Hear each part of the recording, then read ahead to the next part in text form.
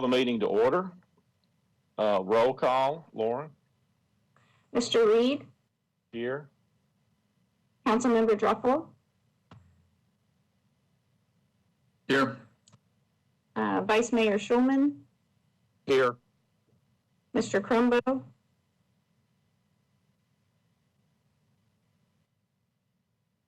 Mr. Crumbo. Present. Councilmember Suara is not here, and Mr. Bates. Audit Committee meeting started. I believe Mr. Bates is here. You say he Yes, is? there he is. Jennifer's on the word. Okay. Katie, I can't see that. We make the report. Just keep trying to get on. I'll tell them to hold off. Hey, Dale. Okay. You need to mute. Okay. All right. Okay. You need to mute. Okay.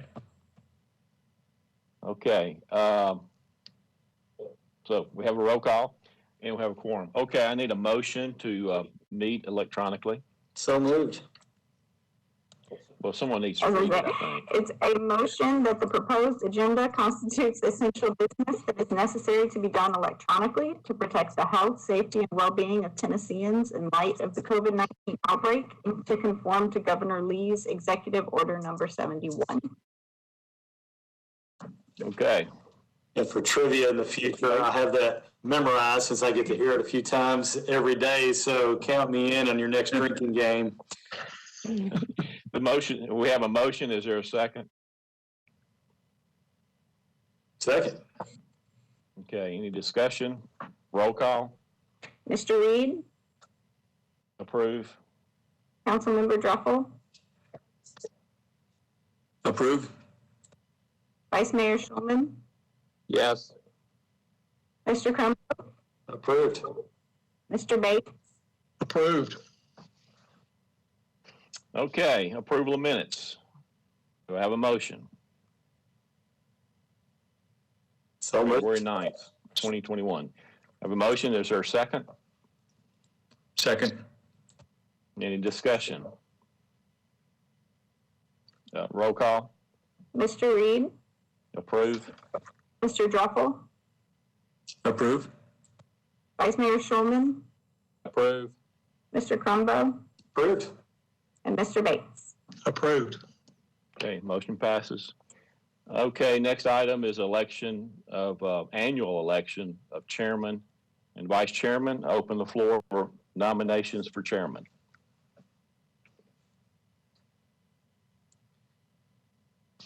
This is Kevin. I'm not sure if we have some rules of engagement about nominations from any of us versus by virtue of position, but I would certainly nominate you to continue. I second that. I'll triple. Any other nominations? Mr. Chairman, who's not here? Who's not here that we can nominate as the chairman? Jim Tillman. Are there any other nominations that you would like to? Just someone that's I not move here. the nomination cease. I move the nomination Okay. cease. Okay, so all in favor, roll call. Mr. Reed, I don't think I vote for myself, do I? oh, sorry, probably not. Councilmember Druffel, Yes. Vice Mayor Schulman, Yes. Mr. Crumbo, Yes. and Mr. Bates. Yes. Okay, congratulations. Okay, nomination for vice chairman. Nominate Mr. Bates. Second. Are there any other nominations? Seeing none, roll call for approval. Mr. Bates. Or, I sorry, guess I would abstain. sorry, I meant to say Mr. Reed. I apologize. Mr. Reed, Yes. Councilmember Druffel, Yes. Vice Mayor Schulman, Yes. and Mr. Crumbo. Yes, and welcome. Thank you. Okay, That's what you get for being here. congratulations, Tom. I do want to, I kind of skipped over this. I do want to welcome Tom to the committee. representing the Nashville chapter of the Tennessee Society of CPAs. And you have anything you'd like to say? I'm just pleased to be here and looking forward to serving with you guys. Thank you so much. Okay. Thank you for serving. Okay. New business. We have a few things. Lauren, can you kind of walk us through this new business that we have, starting with ethics training? So this ethics training is going to be done by Teresa. It's a requirement that she can explain more as far as the reason that we're having it. It's just ethics training that's required for boards, commissions, and authorities that's now in place. Okay. Terry? Yes, sir. So it was recommended by a task force that this be presented to all boards and commissions. Lauren, do you want me to share my screen, or do you have the presentation among your materials? The presentation is in the workbook. If we need to share the screen, we can. That would be great. I think it's easier to look at it while we're talking it through. Hey, a question of order here. Do we have folks on the call already that are here for their audits that perhaps we should move to the top of the agenda so they can be dismissed, and then we could do our training towards the end? If you excuse me, Mr. Chairman, I actually do have a conflict and need to leave this meeting at 4:30, but we do have, I believe we have Tara Ladd on the call as well, and she can pick up for me where I left off, but I'm sure Tara would be okay with doing the presentation on her own if it needs to be done later in the meeting. Yeah, Terry, I'm here. I can do it if you need to go. Yeah, I just wanted to be helpful for any folks that are, here for other business, and might be kind of a long evening for them if they don't move to the top of the agenda.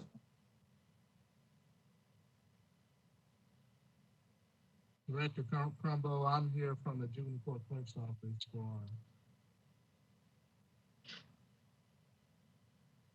I think it was Mr. Matthews talking. I couldn't hear, but I'll leave it in the hands of the chairs, the agenda.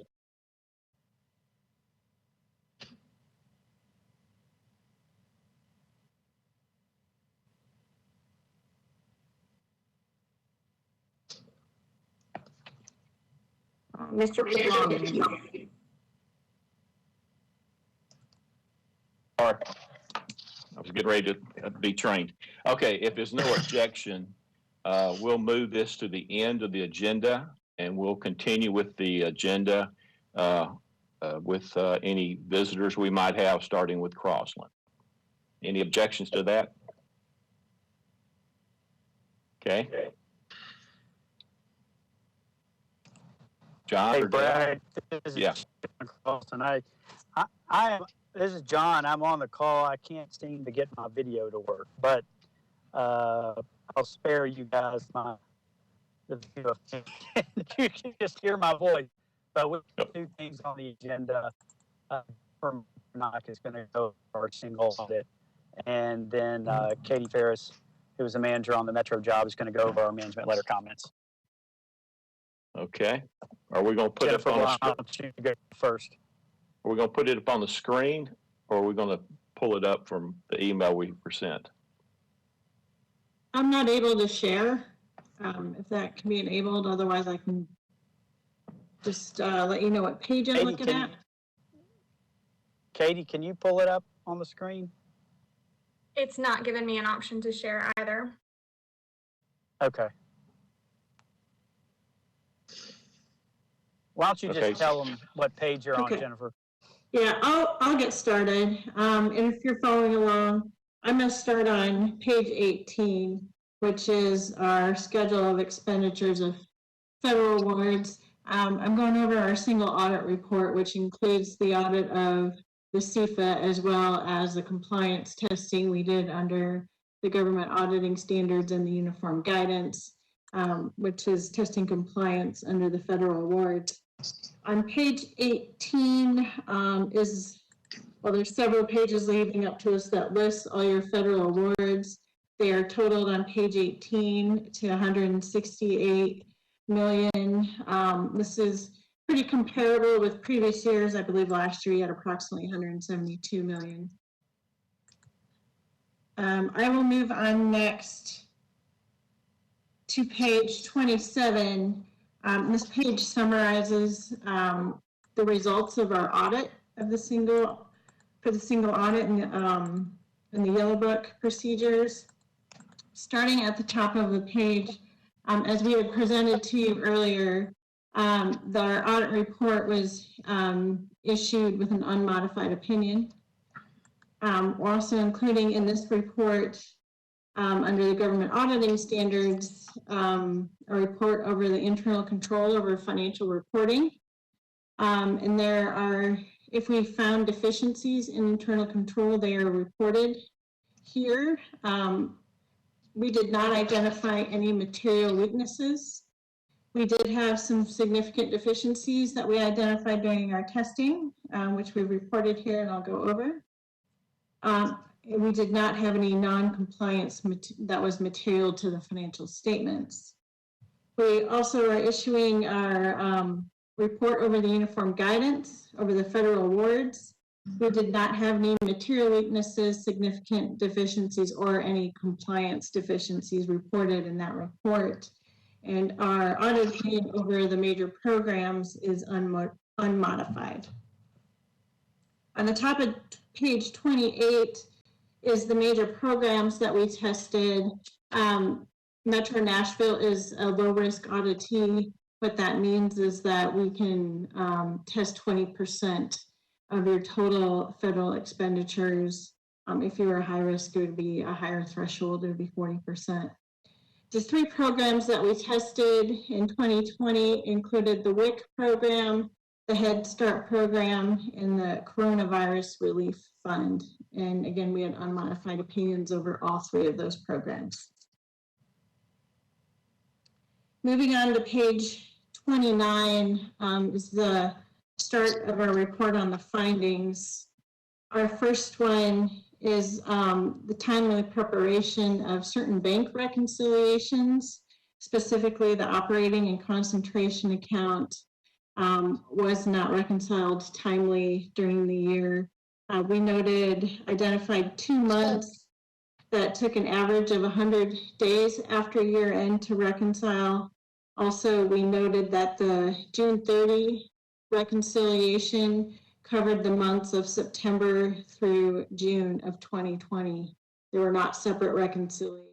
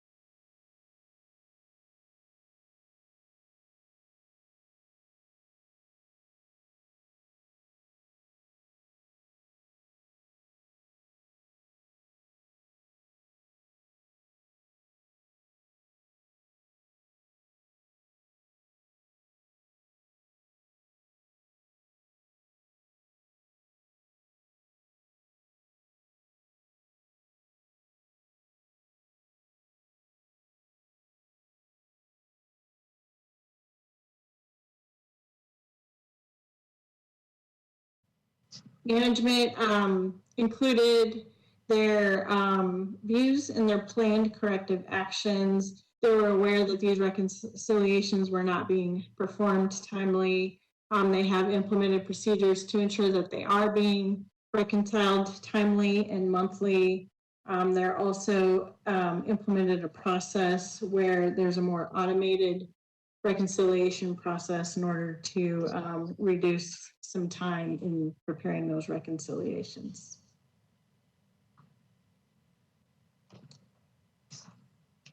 Our second finding relates to terminated employees at the schools.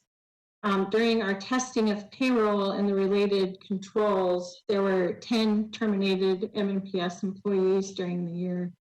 We identified that 2 of them had continued to receive pay after their termination date. Both employees were terminated in November of 2019 and continued to be paid through January of 2020. Our recommendation on this finding was to ensure that procedures are implemented in order to establish and improve the reporting of terminated employees so that they do not continue to be paid once they terminate. Go ahead. Sorry to interrupt. Did we get the money back, or how did that work if they continued to get it almost a year later? To my knowledge, that was not paid back to the government. Yeah, and it wasn't a full year. Not that it. I mean, the number reduces. It doesn't reduce the severity of the comment, but it wasn't a full year. It was for employees that were generally terminated at the end of the year and were caught within a couple months. Oh, okay. It wasn't. So it wasn't 12 full months of pay, but nonetheless, it was, up to a couple months. Seems a little strange that 2 out of 10 didn't get terminated correctly. Does that trigger a possibly expanded question mark or a greater look at this? That's sort of concerning. Yeah, and what we did was we worked with MNPS it actually went on for 2 or 3 months, talking with them about how to figure out what the exact number is. And they did a lot of legwork trying to go through all the employees that were terminated. I mean, it was, some quit, some, I say terminated, just the employment was terminated. Some resigned or retired or various different ending of the relationship. But they went through a large number themselves for us to be able to come to the conclusion that, at least for a financial statement audit purpose, it was immaterial. That's what we were trying to get to. But nonetheless, I think they understand even overpaying one employee is serious enough to drastically change your procedures and your controls. And I do think they are taking it seriously and have already implemented new processes to catch it in the future. Lauren, is this the follow-up one that we would check back to make sure it occurs? It seems pretty concerning. I know it's only 2 out of 10, but if you're not terminating people on time, that just seems, I'm in a business where I can't even imagine we consider doing that. But it is not something that we typically include in our follow-ups, but it is definitely something that we can write down to start doing that. Chair, I'd make a recommendation that we take a look at it again just to make sure that they had a follow-up. I don't care what department it is. It's very concerning that we continue to pay people and we didn't recover the money. That just seems wrong.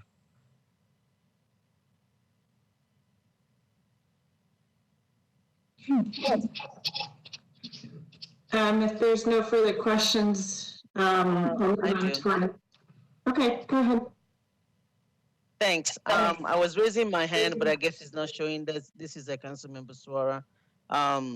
Yes, I was pretty much concerned about some of the findings, especially the ones on cash reconciliations. But on the HR one, I guess my question is this, and maybe this is something we have to discuss internally. Is termination not a function of HR? Because when I was looking at the recommendation, it was something about they have to work with HR, but does the termination originate from HR right now? Do we know? I was just wondering why it's notifying HR that somebody is terminated when it should be the other way around, when HR is supposed to tell someone they're terminated. So do we know if that's not a function right now that originates from HR?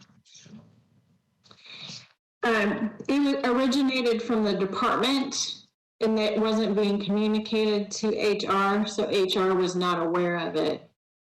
And that's why they had continued to be paid. And in speaking with them, they had acknowledged that that had happened. And in their process, to improve the process, that is what they are implementing, so that the appropriate people are communicating with HR and notifying them of the staff who are leaving. Council lady, as far as, right, wouldn't HR be the one that terminates? Yeah, that sends the letter. Yeah, I mean, I can't imagine a department alone being able to terminate someone without HR's approval, at least from my impression of generally HR functions. And that's my point exactly, that if HR is the one that sends someone a letter saying that you're terminated, then they have the information. The department can make a recommendation, at least if I'm looking at my place of work, to be able to say that this person is not performing, we need to terminate. But the letter to terminate should come from HR. And then HR can make sure that the salary stop. And so I was just confused about that process. And I guess it's more discussion on our side, but. Yeah, some of these, and when we say termination, we just mean that they're no longer employed. So a lot of these employees just resigned or quit for whatever reason. And so if you have a teacher at a school, for instance, that just walks out the door and quits, HR is depending on that principal of that school to let them know that that teacher no longer is employed, that they resigned.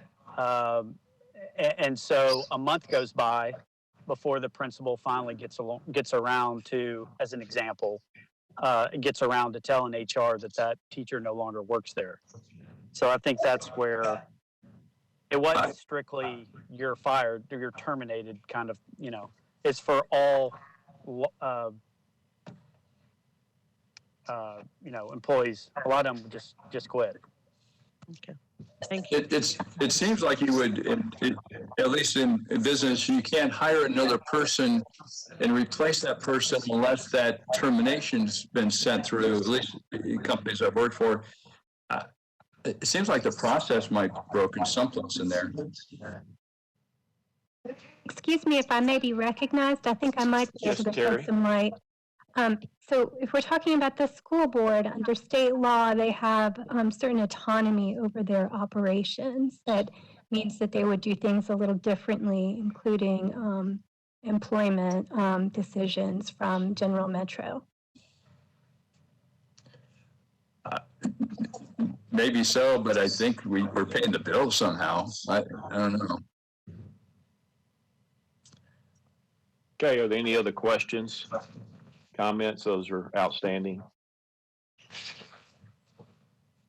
Okay, we need to accept this. So do I have a motion to accept?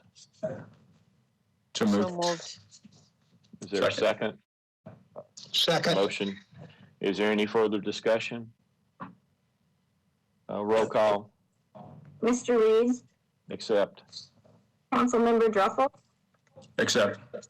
Vice Mayor Schulman, Accept. Mr. Crumbo, Yes, accept. And then also, I don't know if you could see my hand when they're asking further comment. I don't want to speak for Shannon Hall and the HR group, but knowing that they're not present here, speak for themselves. I'll discuss, this finding about the HR and the payroll and the good comments that were raised here, and make sure that she brings forward a response to that, at least for us internally, so that those issues are addressed. Thank you. Mr. Bates, Accept. and Councilmember Suara. Accept. I've been looking for the hands. I didn't see yours, Kevin. Okay, next item is John. Katie, we have some management letter comments that we did not think rose to the level of material weakness or significant deficiency. Just kind of take it or leave them, comments that we think would strengthen controls. And we know we got a full agenda, so we'll go through those quickly, but please ask questions or slow us down, or if you want to talk more in depth, we'd be happy to do so. Katie? Okay. All right, so I'll just hit these real high level. I'm looking at the management letter. I'm going to start on page 5. The comments prior to page 5 are the significant deficiencies that Jennifer discussed in the single audit report, so I won't go over those again. So just a few other matters that we identified as opportunities for strengthening internal controls. We noticed some issues with timely recording of cash receipts. 2 of 6 general receipt batches we tested weren't recorded until an average of 60 days after the payment was received. Document retention, there was some supporting documents we requested for various departments, various testing during the audit, some related to credit card disbursements, pension testing, and property tax exemptions, where this requested documentation could not be located or provided to us. Employment eligibility verification, an I-9 form for one of the employees selected for testing for MNPS could not be provided. And then deficit cash balances, certain of the tax supported funds of the government operate in a cash deficit throughout the year. And as a result, the government had to issue tax anticipation notes. Most of these comments are items we've had in the prior years. We've provided our recommendations, management agreed with those, and they've, taken steps either they will or they have already started implementing processes to improve many of these areas. If anybody wants me to go into more detail on any of those, I'd be happy to do so.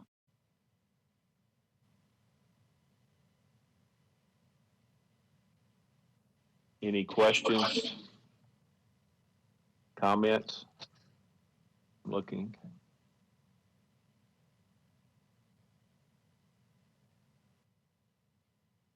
Okay, seeing none. Is there a motion to accept the management letter? So moved. Second. Is there a second? Okay. Any further discussion? Okay, roll call. Mr. Reed, Accept. Councilmember Druffel, Accept. Vice Mayor Schulman, Accept. Mr. Crumbo, Accept. Mr. Bates, Accept. and Councilmember Suarez. Accept.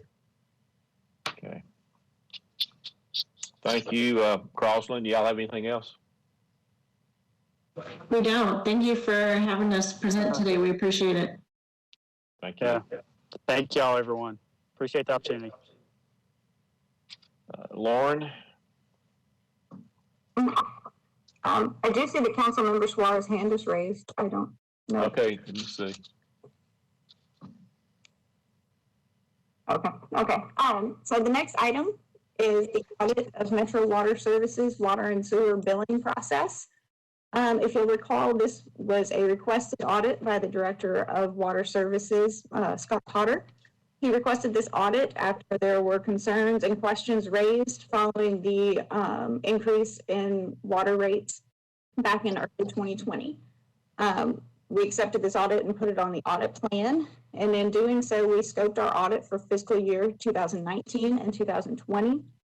In order to make sure that we had both timeframes before and after these water rates happened.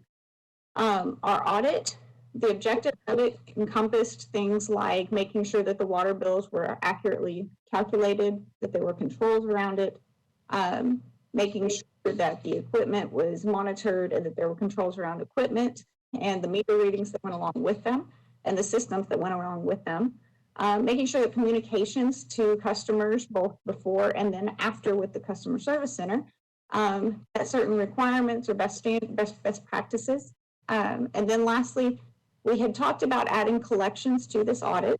When we went out to scope the collections piece of this, it's when we noticed that the process was significantly different than it is in normal times. With the COVID-19 pandemic, the process for collections had changed significantly.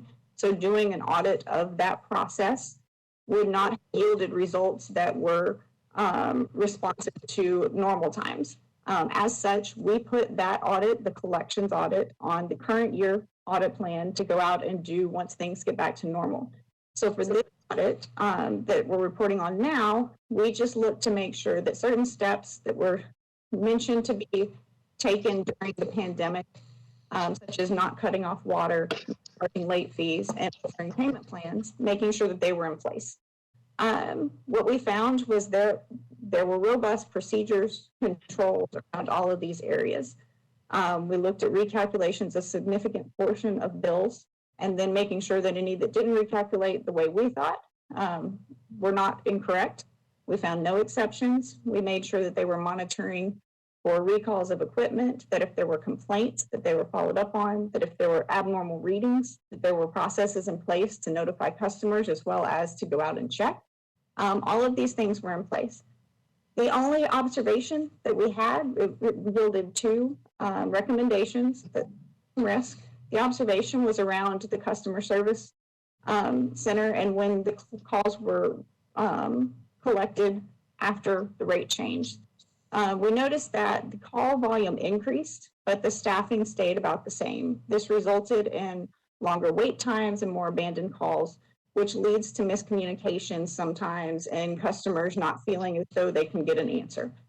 So we recommended evaluating the staffing during peak times of call volume. Additionally, within that observation, we noted that the descriptions of calls and everything weren't maintained except for on the customer's actual account. And we noted that possibly this could be enhanced by finding a software and also installing procedures to make sure that the descriptions and the information were all consistent and could be evaluated better.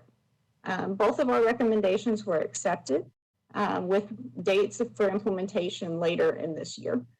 On this call, we currently have Amanda Deaton-Moyer, who is the Assistant Director for Finance from Water Services. We have the Director of Water Services, Scott Potter, and we have Shannon Fry from the Customer Service Center, as well as Laura Henry, who is the auditor in charge. Are there any questions around this audit?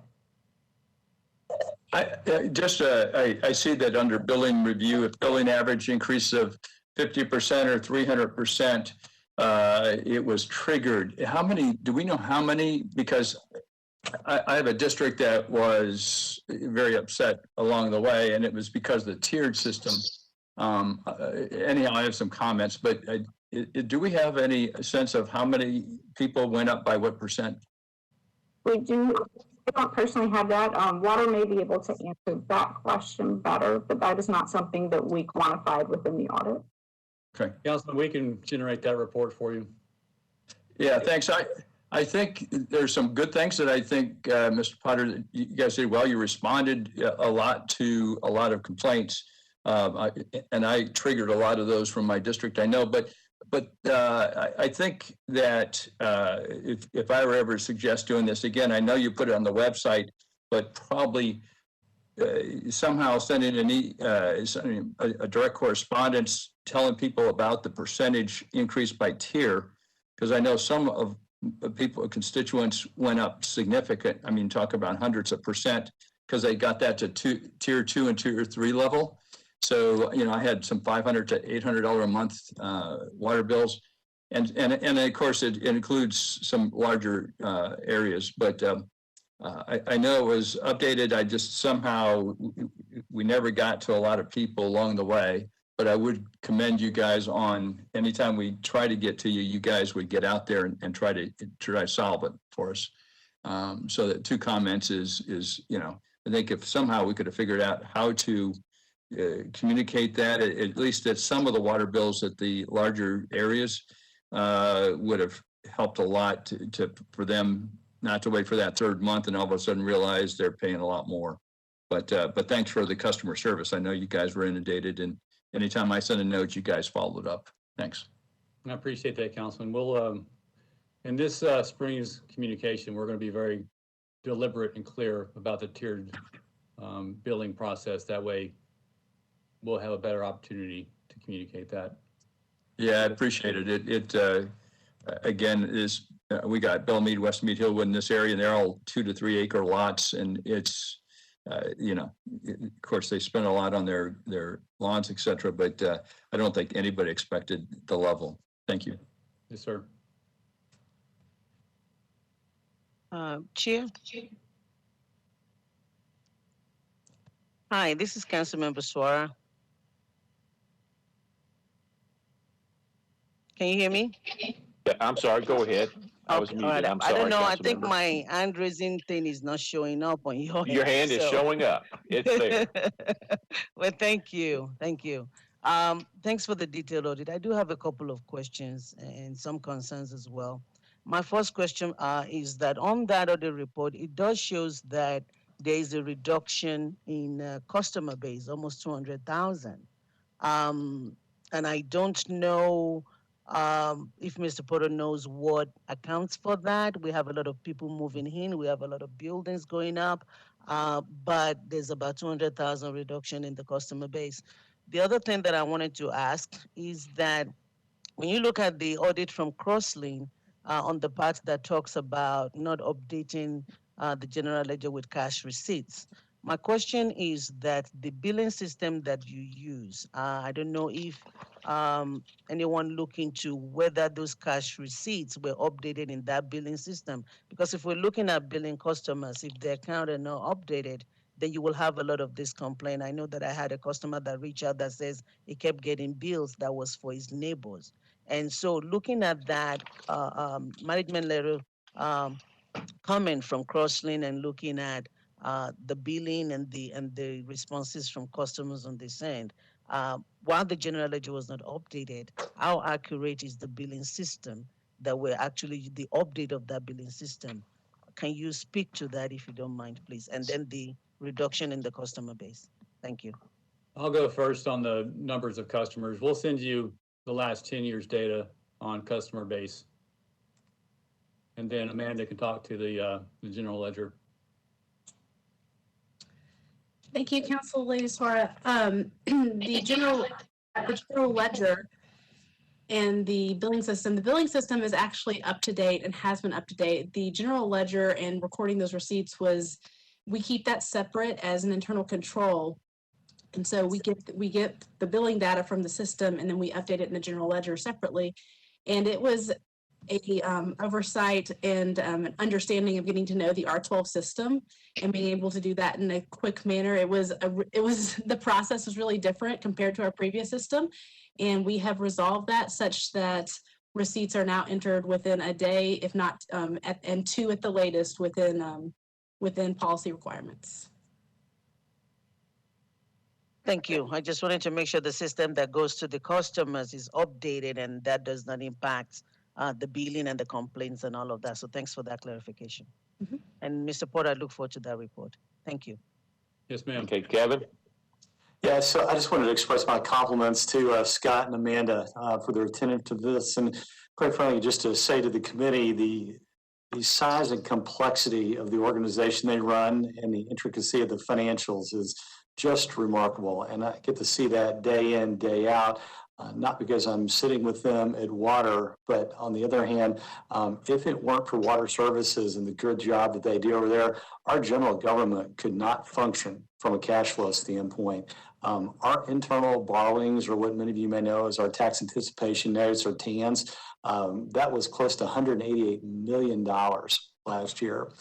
And if not for their cash flow management, their attention to this, managing the ratepayers as the best they can under some pretty tough circumstances, we frankly just couldn't operate as a metro government. So I just wanted to express my compliments to them for what they do day in, day out, and just educate the committee a little bit of just how important these issues are. And I hope that each time that Water's got questions or they want that extra look from this committee, I hope you'll come back each time, because it's a very productive thing. And many thanks to you.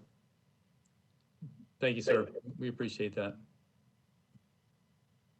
Any other comments? Okay, thank you. Next item.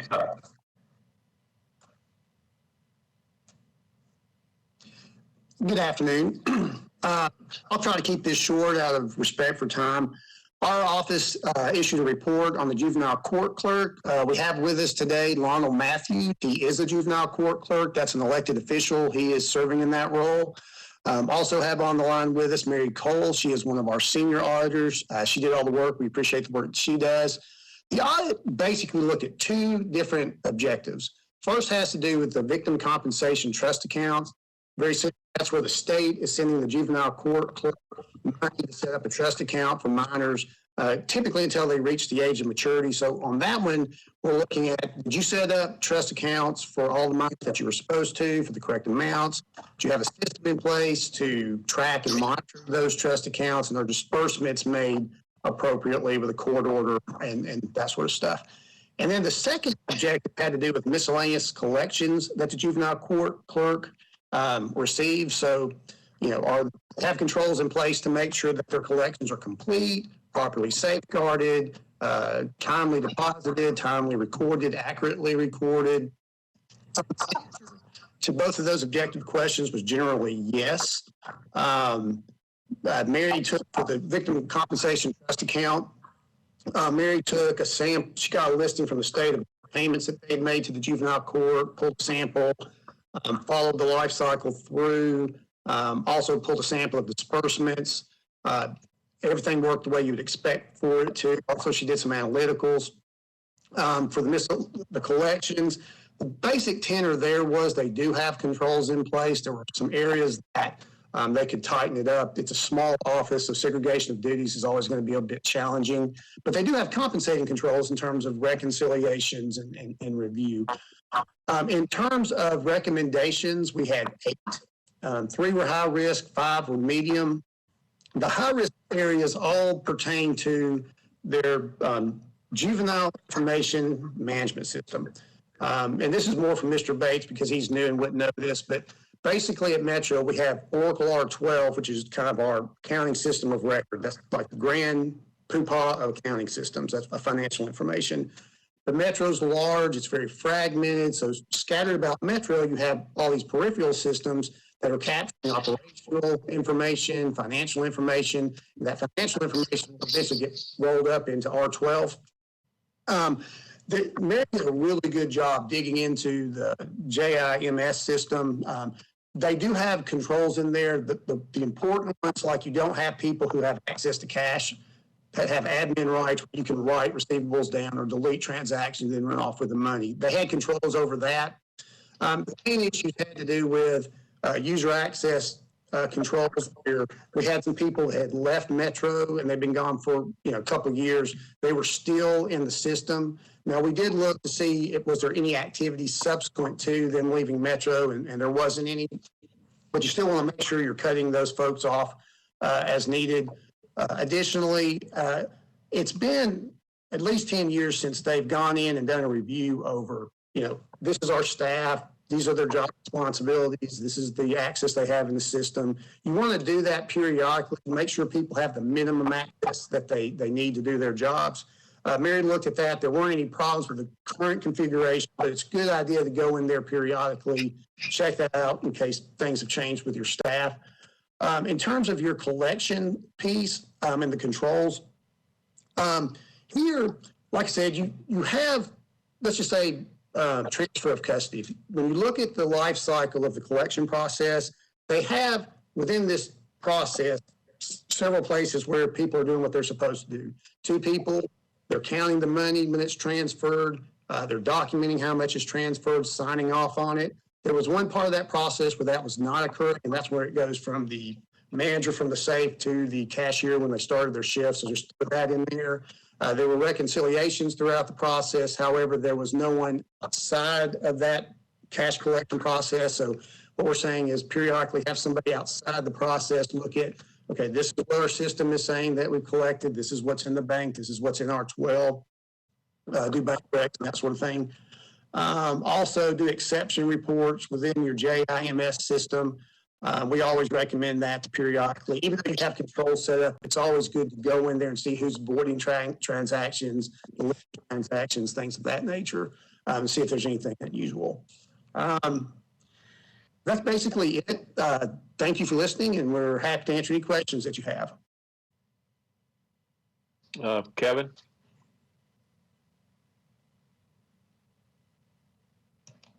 No questions here. Hands probably less from last time. Okay.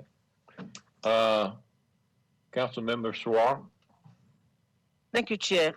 Bill, I just wanted to ask, especially on the 5 individuals that have been terminated since 2018 but still have access. Was there a way for them, or was it ever checked if those access were ever activated, if they were used? Yes, we did. That's one of the things that we looked at. We said, okay, we looked at the people who had left, time they left, and any activity that occurred within the JIMS system. There was no activity within the system. Now, in theory, they could have gotten in there, but nobody did get in there. So there was no, like, the risk involved in that was not realized. So what we're saying is, yes, cut that off. Just make sure you're cutting people off as they leave Metro or leave the department. Thank you. You're welcome. Okay, any other questions? Okay, thank you, Bill. Thank you. Next item. Our next item is the follow-up audit of the Nashville General Hospital Pharmacy Operations Audit. This audit was completed in December of 2019. It yielded 17 recommendations, 14 of them being high risk and 3 of them being medium risk. Once we were notified that they had all been implemented, we went through our follow-up audit.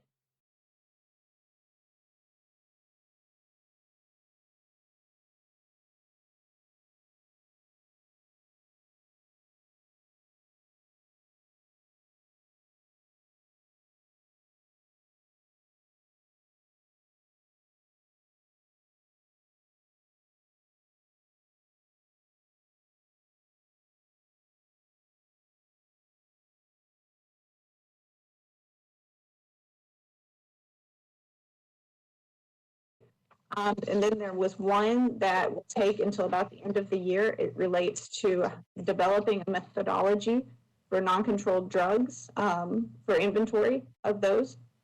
And that will take a little bit longer for them to make sure that it's implemented correctly. On the call right now, we have Julie Groves, who's the Chief Compliance Officer for Nashville General Hospital. Or the compliance officer. And then we have Mark Brown, who is the Chief Operating Officer for Nashville General Hospital. And I believe Dick Bowman, who is, as Julie has stated, the interim. And then, or Bowman Dick. And then we have Seth Hatfield, who was the in-charge auditor. Are there any questions?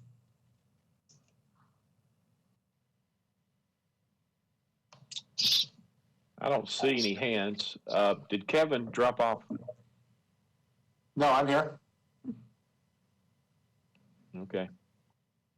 Yep, okay. Any questions? Okay, Vice Mayor? Yeah, thank you, Mr. Chairman. So I'm just looking at, let's see, D1. I think that's right. This is to ensure the pharmacy's badge access is removed for terminated employees that do not have pharmacy-related duties. So is there a concern about individuals who are not supposed to be going into the pharmacy getting access? Is that what this funding's about? Okay. Yes, that was the initial reason for that recommendation, was that just there was a list with people on it who didn't necessarily have a job function that required them pharmacy access. Okay, and so obviously the idea is to prevent people from getting access, but this is not, let me see, they say implementation has occurred March 15th, but you all did not have time to sufficiently test to make sure that was right, okay? Yeah. And that's one of those that will have to be done on a routine basis for them to make sure that and so we'll go back and check for documentation that there was being done on a routine basis. Okay, obviously that's a concern if people can get access to the medication. Sure, okay. So you all will at some point go back and double check and make sure this is yes, so even the ones that they've said that they have created a process, we will go back and make sure after it's given it a little bit of a chance to actually occur, we'll go back out there. Okay, thank you. Thanks, Mr. Chairman. Thank you. Any others? Thank you, Lauren.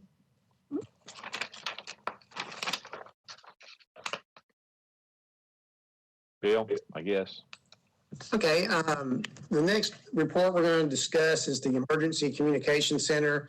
I want to recognize Stephen Martini. He is the director of the ECC. We appreciate should have said this, Mr. Matthews, too. You know, we're in the middle of a pandemic. These guys are on the front line. They're always on. So we appreciate the assistance we receive. Also want to recognize Nan Nguyen, who was our in-charge auditor. Appreciated all the work that she did. On this one, we basically wanted to look at some key components within the internal control framework that would give assurance that the operations and the mission and the objectives of the ECC were being met. You know, the objectives that Metro has for the ECC, the citizenry has for. So we're looking at things like, do you have a process in place to keep up with your staff's training? Are you ensuring that they're being trained properly? Are you keeping up with their certifications? Are you monitoring your employees to make sure they're handling the calls the way you would want them to? Do you have a system in place to capture key information, data information that would be your key matrix that can be to measure performance and to be given to key stakeholders? We also looked at things like, do you have a disaster recovery plan in place? We looked at some of their systems to see what kind of vulnerabilities there could be. And really the answer to this was yes. They definitely have a system in place to monitor the training, to provide training, keep up with the certifications. They monitor phone calls for quality assurance. They give feedback quickly when they're not meeting employees aren't meeting the standards. They have all kinds of matrix. They're continually measuring and monitoring those matrix. They have a disaster recovery plan in place.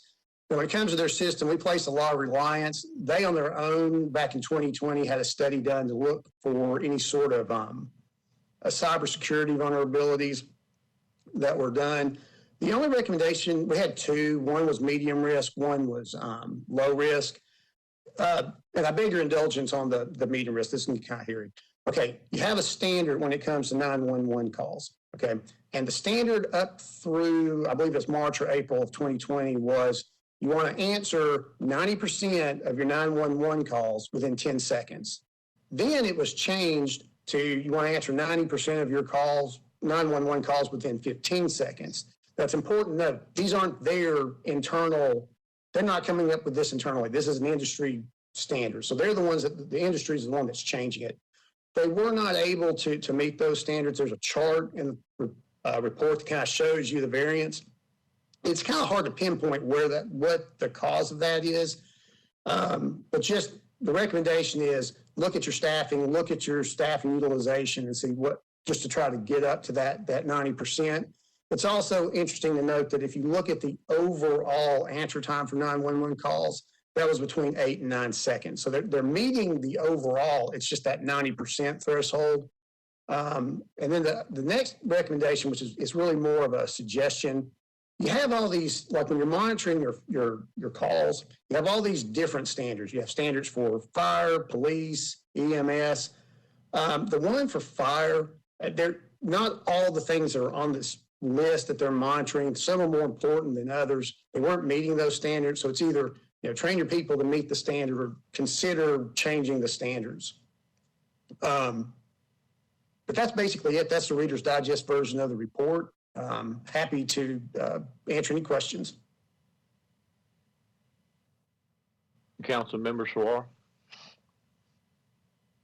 Thank you, Chair. It's not a question, but I just wanted to thank officially the EMS for the great job that they're doing, and we know that the last year has been tough, and it's also commendable that even during the tough year of 2020, they were able to reduce their abandoned call rate, which I think is very impressive. And so just wanted to say thank you for all the great work that they continue to do and to have such a good audit amid everything else that they had to deal with. I just wanted to say thank you. Thank you very much. Okay. Thank you. Lauren, next a couple items, I guess. Let's see. So the next two, the tentative discussion of both the procurement follow-up, General Hospital, and the municipal auditorium follow-up did not happen, so they will not be discussed. If we would like to now go to the annual performance evaluation for the Metropolitan. Yes, if you can kind of give us a little, history of, why we do this and how we've handled it in the past. Sure. I would appreciate it. We've had a little gap because of a transition, so. So the last performance evaluation was actually done in 2018 because we've had the transition in Metropolitan Auditor. However, the last one that was done was a 3-part evaluation. The first part being that Legal Representative Terry will send out a survey to each audit committee member with a list of criteria as far as things to evaluate the Metropolitan Auditor on. That list is within the workbook, which was used the last time. If there's any adjustments to be made, much of what was in those that list is coming from requirements of the bylaws and requirements of or just requirements of the Metropolitan Auditor in general.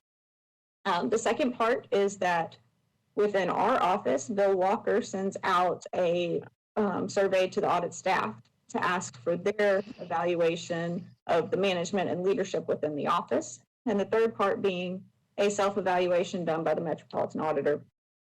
All of these things are combined and then presented. They would be presented at the next meeting. Terry and I talked about it before this meeting. We wanted to make sure that everybody was briefed on what was coming, as well as the list of items that are on the evaluation to see if anybody had any changes that they would like or any adjustments to that.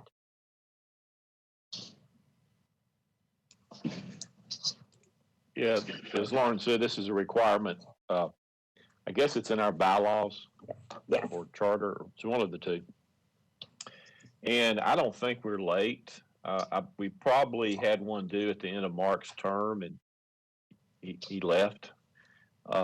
And then we went through the interview process and elections, and it just kind of, we had an interim. So I think we're on track. And this was developed over the years. Terry does a good job of kind of pulling it all together and helping us through this. And it's in the workbook. And if anybody has anything they'd like to change or how we do this, but we have done this maybe a couple of times, I'm not sure. But anybody have any comments about this process?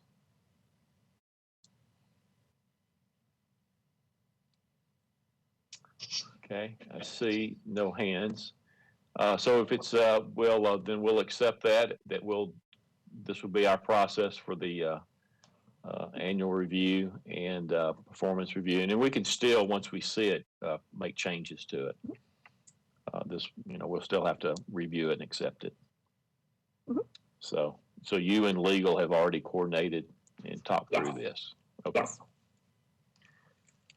Okay, thank you. Next item is the Cjis Clearance. You say that's in our book? Yes, the items that we'd mentioned it at the last meeting, and then they were sent out after the last meeting, but I've also included them in the workbook. Yeah, we, I guess historically, this was probably not this committee, but maybe the previous committee realized that we didn't have some clearance, and so we had one committee member volunteer to go through the clearance procedure. So we had one person. What we kind of, once we had a new committee, that obviously he's doing other things, and we realized we didn't have that covered. And once this was kind of all figured out, I believe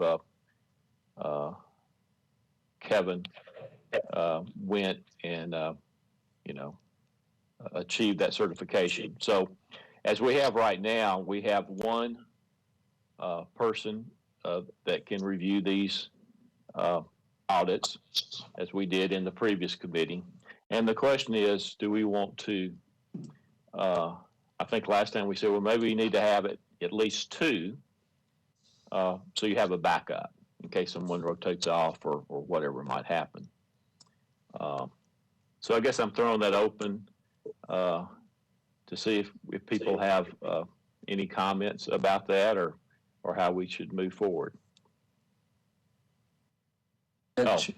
Chair, yeah, just a suggestion. Mr. I think, yeah, a couple of us will roll off probably in August, September. So maybe that, at least from a council person's perspective, that might be something to start right away with, is getting that certification. So I don't know if it makes much sense, at least from my perspective, in the next 3 or 4 months, since we'll roll out in September, if I understand it.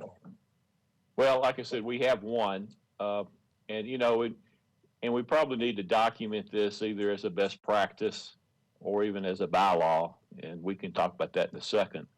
You know, as Director of Finance volunteered to do it, didn't know if we had, you know, I kind of prefer to make it more of a voluntary type thing versus everybody is required, but we can do whatever the committee thinks is appropriate.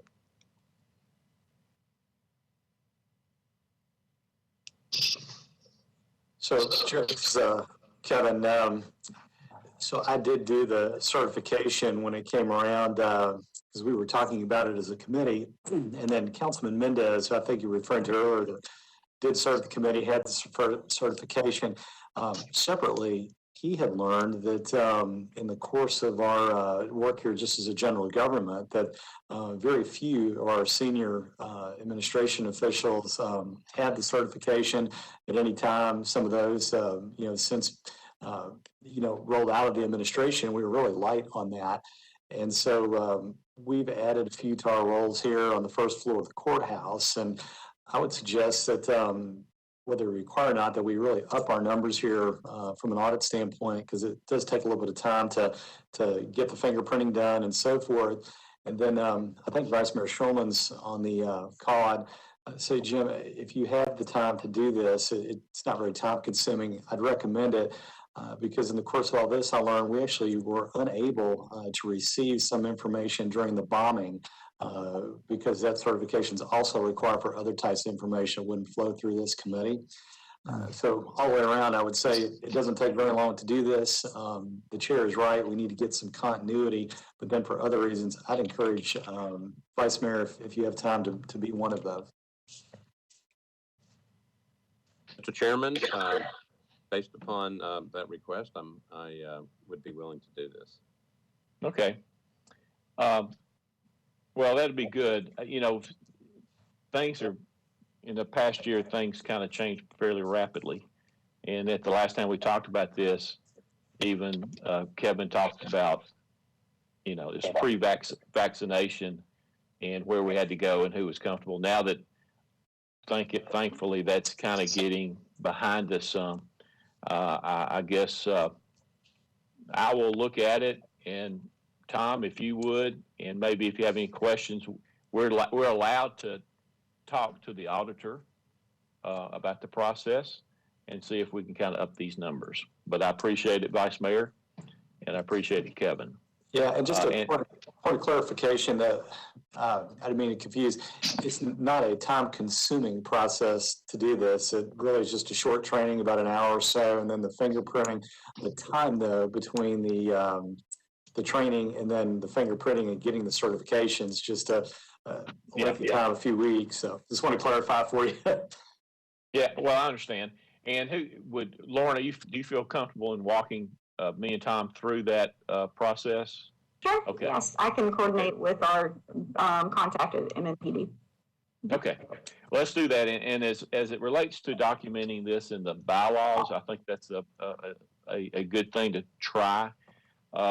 Maybe before the next meeting, you can come up with some simple language.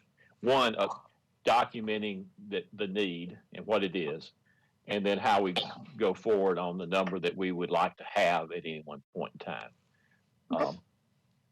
And then we can, at the next meeting, you know, you can send that out beforehand, I believe. I think, again, we can have conversations back and forth, not just with each other, to see how we want to document that.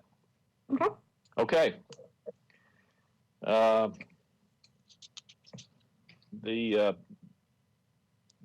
we ready to move on from that, Lauren? Yes. Okay, internal audit project status. Okay, we currently have quite a few projects that are ongoing. They're listed on page 74 of the Audit Committee workbook. Currently, we have issued 4 audit reports, and we have 3 in the draft phase. I will point out that numbers 4 and 5 are actually switched. Our follow-up procurement audit report has not gone out yet. Instead, it's the pharmacy one that should be on that line. But we also did get 1 notification of allegations the past couple months period that we are investigating. So that is an open investigation within our office. That if you would like an executive session afterwards, we can discuss more, but that's all the details. I'd also like to point out that one of the things that we have started doing to build the investigation part of our office is that we have coordinated with General Services to hang the posters we have relating to our fraud hotline, as well as we're coordinating with Hub Nashville so that individuals can report fraud, waste, and abuse through Hub Nashville, as well as see an informational article that we've written about the hotline and reporting those types of things that's out there. With our next step being to work with HR and ITS to figure out a different training that we can for employees as well, so that we can build up that part. Are there any questions about project status?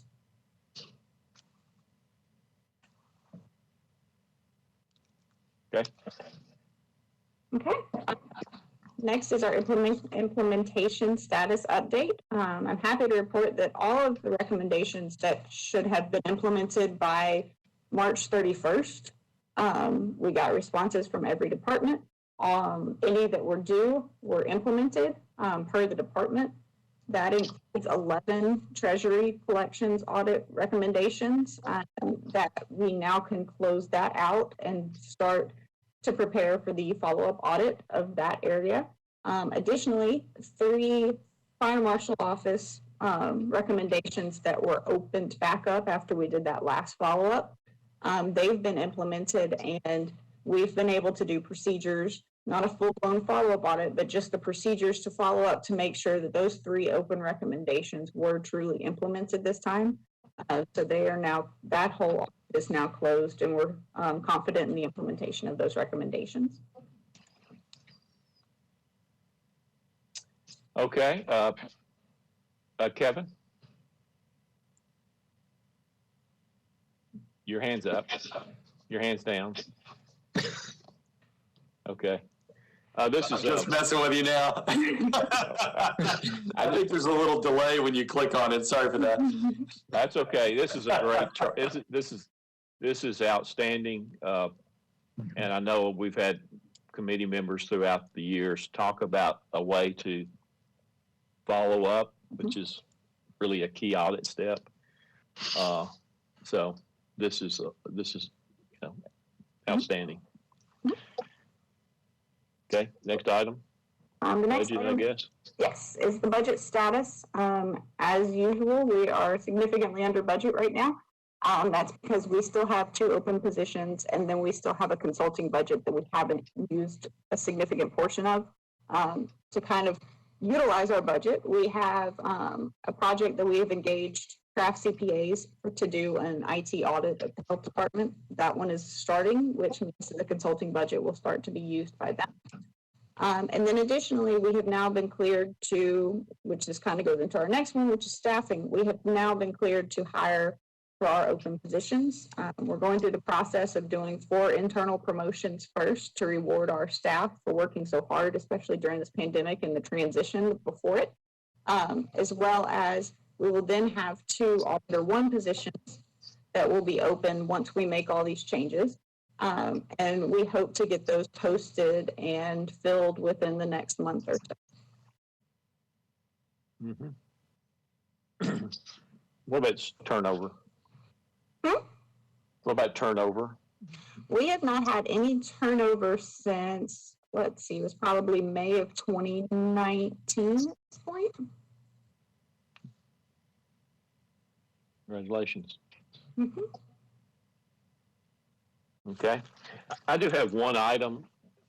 If you go down to the Audit Committee listing, Yes, I have the wrong one in there. Okay. Well, I was just, yeah, Director of Finance and the Vice Mayor are not ex officio. That I believe that the clerk notes. The clerk. That was part of the. But I will get that cleared up. The clerk has the version out on the site that does include Mr. Bates instead of Mr. Frazier. Okay. Yeah, I guess I should have called. Anyway, I mean, I believe that was the whole charter amendment to make it independent. Okay. But prior to, they were ex officio, and now they're members by charter. Is that your understanding, Vice Mayor and Director of Finance? Mr. Chairman, I believe that's right. I was going to say, if I'm ex officio, does that mean I still have to do my background check and fingerprints? I don't think you are. I think it was like, I think it was like that prior to the charter amendment making the function independent. All right, I'll see if I can get the clerk to take a look at that. Okay. Okay. Okay. Anything else, Lauren, before we go to ethics training? I believe that is it. And then we'll come back and discuss if we need to go into executive session. Fair enough? Yes. Okay. All right, can everyone hear me? It's Tara. Hello? Yep. Okay, cool. All right, so do you want to play the slides, or okay, you're gonna let me share my screen. All right, hold on.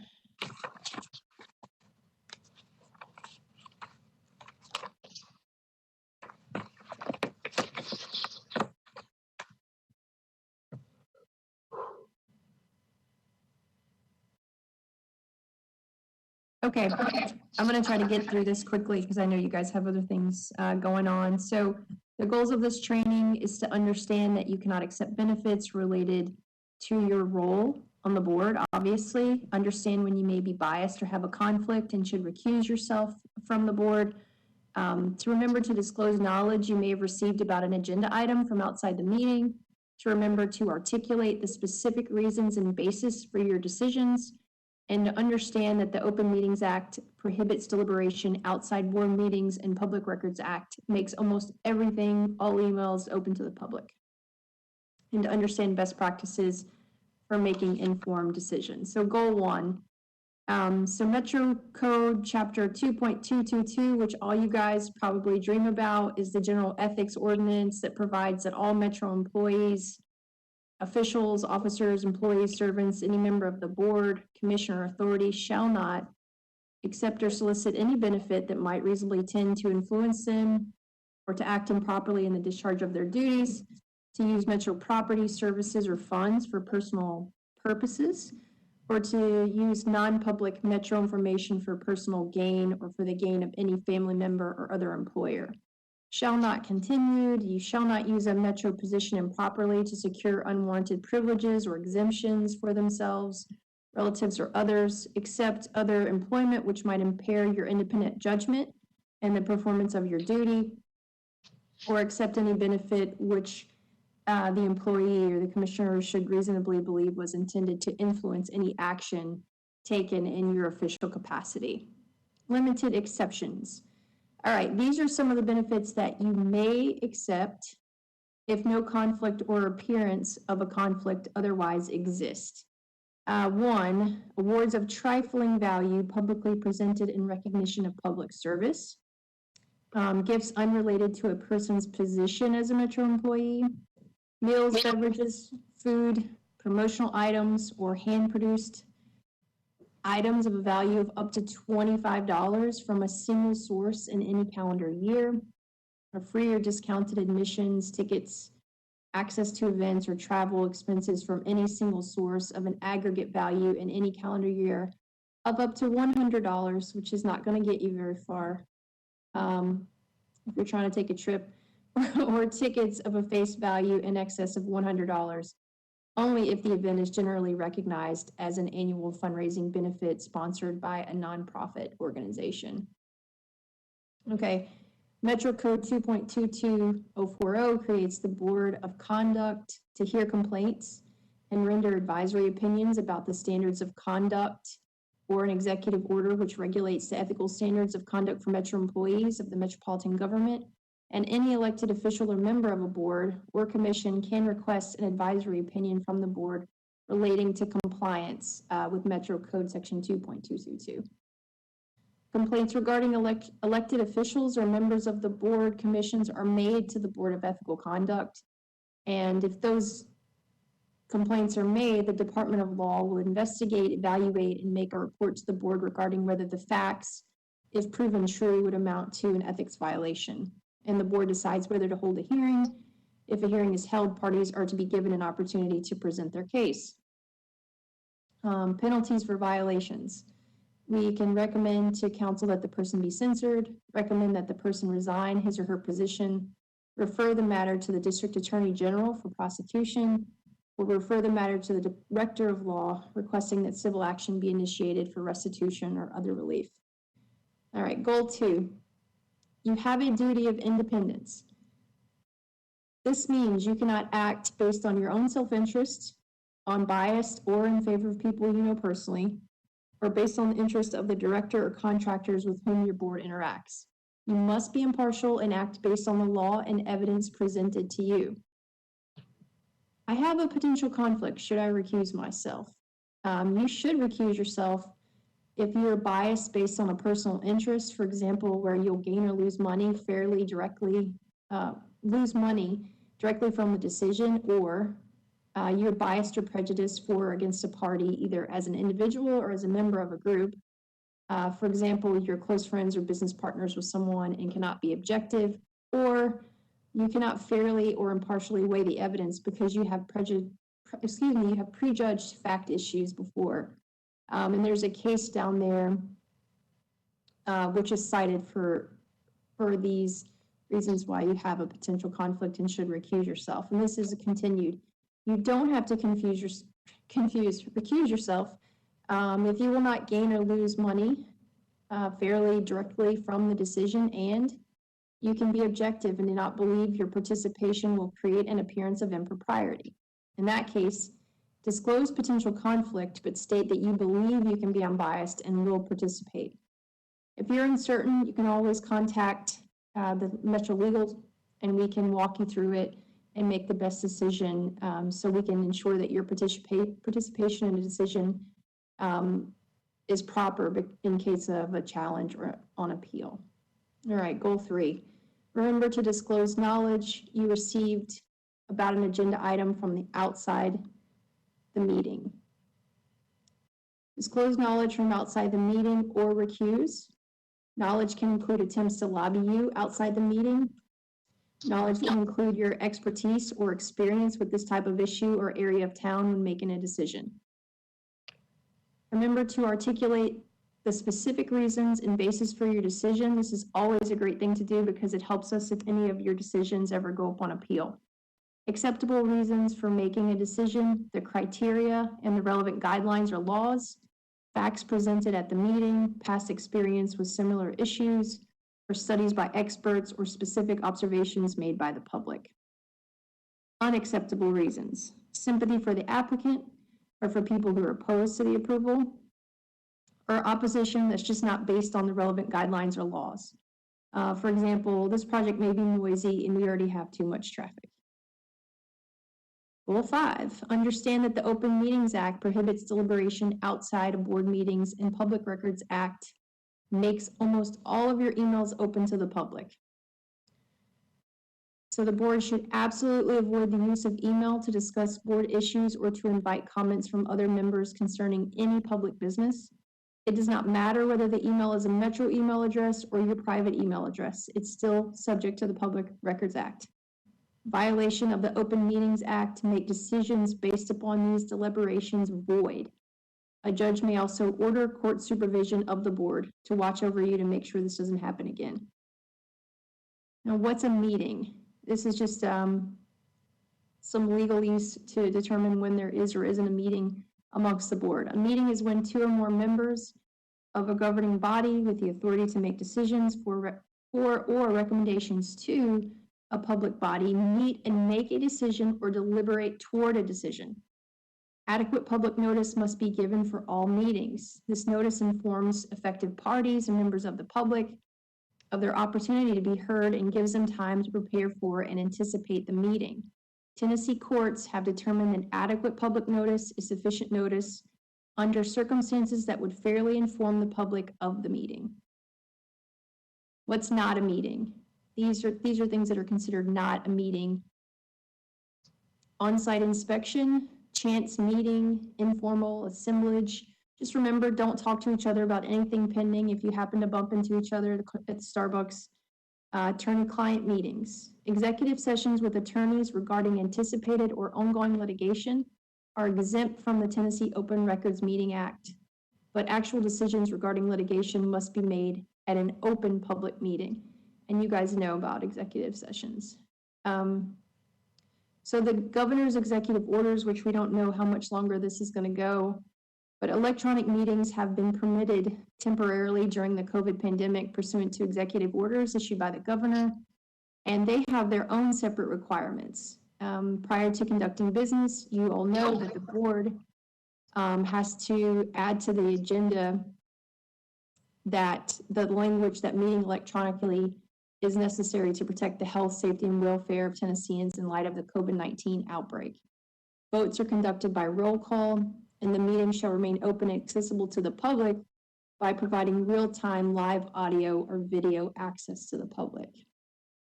A recording must be made public within 2 days of the meeting. The public notice must inform the public that the meeting is held electronically and how to watch real-time and participate if permitted. And boards are strongly encouraged to include the agenda in the notice. Meeting participants should identify themselves in a manner reasonably calculated to permit the public to ascertain the identity of the person speaking, and public comment should be substantially similar to pre-COVID conditions, but may be accomplished by reading submitted comments into the record during the meeting. All right, goal 6, understanding the best practices for making informed decisions. Best practices for staff. All right, this is generally for staff, but also good to know.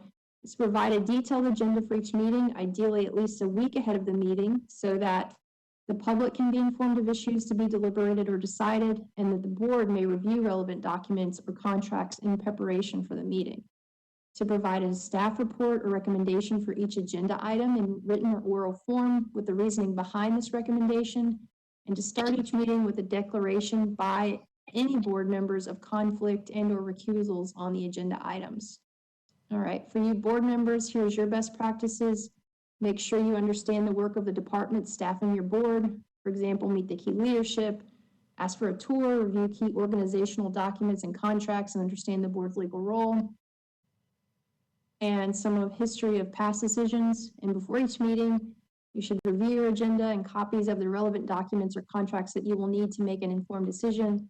Ask questions about anything you don't understand and note any conflicts that should be disclosed or warrant recusal. And consider adopting metrics for your board to measure whether you're acting timely or in accordance with your board's duties. And that is the end of the presentation. I'm sorry that I went a little fast, but I know that you guys had a very lengthy agenda. Obviously, if you have any questions concerning any of this information or you want to dive deeper, please contact Terry or I, or you can contact Alex and Laura Fox. They're the creators of the PowerPoint, but I would start with either me or Terry for any questions related to this stuff.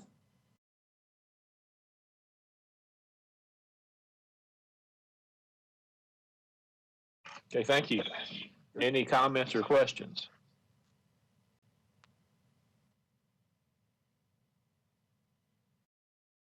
Hey, Lauren? Yes. I take it this is needs to be documented to somebody that we as a committee has gone through this ethics training? I can ask Tara, does legal keep up with this to make sure that the board has had this training? I can ask Terry. I believe that we were just told to make sure that the training happened for our individual boards and committees. So I'm pretty sure that's going to be on us, but I'll double check. Okay. And if I may ask too, if this is required, would this serve for all boards? I know that I'm doing this on the audit committee, but if I'm on another board or as a council member, will this one training suffice? I just need to let them know that I've taken this one. I'm pretty sure you don't have to redo it. So I don't know if it's going to council members or not. That's another question I can get back to you on. I know that it was concerning boards and committees, so I would think that it would catch all you guys at some point. But I'll double check on that and I'll get back to you on that as well. Okay. Thank you. Thank you. Thank you for your time. Our next meeting is scheduled for June 22nd. And I guess subject to the governor's orders, this could be required to be in person. I don't know if y'all have any comment about that, but that would be at the courthouse then, and any accommodation things. We would work with the clerk and their office over there to make sure that the room that we're in and everything meets the requirements of the time. Okay. And any types of COVID steps that we need to take as far as masks and everything would be sent out beforehand if we go in person. Okay. And when does the executive order expire? I believe the end of April. Okay. It's a welcome sight. Okay. Any other agenda items for the public meeting? And Lauren, did you say we have a need for a executive session? That is up to you all. There's not, that we can discuss some of the investigations that we have going on. There's not a whole lot to update on those, but I'm happy to discuss them if we would like to discuss. Okay, what I'll do, I'll take a motion to close the public meeting, and then I'll see if there's a motion to go into executive session. Is there a motion to close the public meeting? So moved. Second. And second. All in favor? Aye. Aye. Is there a motion to, is there